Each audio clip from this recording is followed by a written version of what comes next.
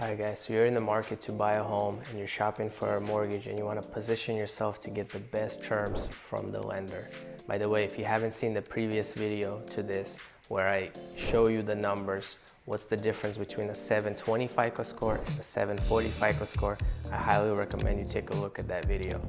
Now that you're here, we want to get you a 740 credit score, which is going to give you the best terms. Now, oftentimes some of my clients are so close to this amount where it's literally a couple tweaks and they could get to the 740 and receive much more favorable terms from the lender.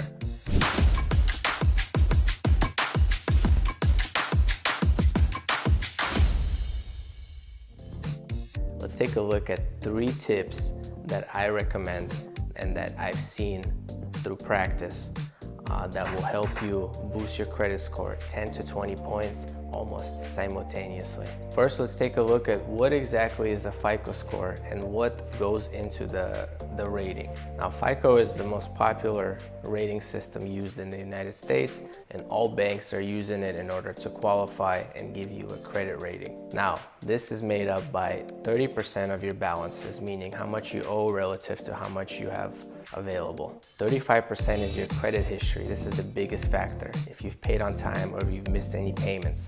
10% is new credit or inquiries. Oftentimes clients worry about this one the most, but it's relatively the least amount effect on your actual score. 15% is the length that your accounts are opened. Finally, 10% is the max credit that creditors have available for you. Guys, the good news is that 80% of all these factors are manageable, and it's something that you could manage yourself, tweak, and oftentimes we could correct within a couple of weeks. So I have 3 tips for you how you could fix this, tweak this, and get into the 740 credit score, which is where you're gonna get the best terms. Number 1 is pay down your debt. So lenders, or not lenders, but credit ratings want you to have 30% usage across your cards, each card. It's a very important factor. So let's take a look. If you have a card that's open and you have 10,000 available units, you want to make sure that it's always gonna have a balance of 3,000 or less.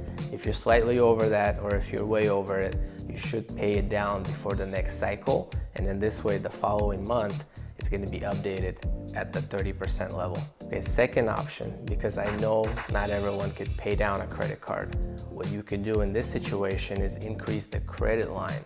So you pick up your credit card, you look at the number on the back, you dial it, and you ask them to increase your credit line.